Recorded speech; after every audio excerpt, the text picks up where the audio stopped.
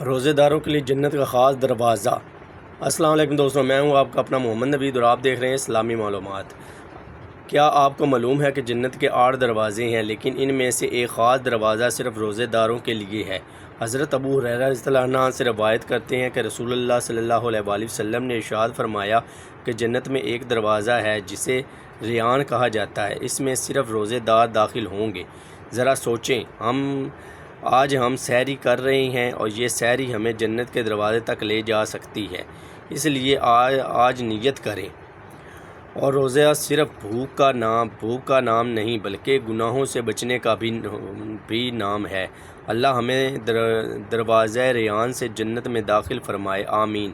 اگر آپ چاہتے ہیں کہ ایسی ایمان بڑھانے والی ویڈیو آپ تک پہنچتی رہیں تو ابھی ہمارے چینل کو سبسکرائب کریں، ویڈیو کو لائک کریں اور ایک گروپ میں ویڈیو کو شیئر کریں۔ ہو سکتا ہے کہ آپ کے ایک شیئر سے کسی کی زندگی تبدیل ہو جائے، اس کا ثواب آپ کو اور مجھے بھی پہنچتا رہے۔ تو ہمارے چینل کو لازمی سبسکرائب کر کے جائیں۔ اوکے ناظرین، ملتے ہیں ایک دوسری ویڈیو کے ساتھ۔ اپنا اور اپنے ارد گرد لوگوں کا خاص خیال رکھیں۔ اللہ حافظ۔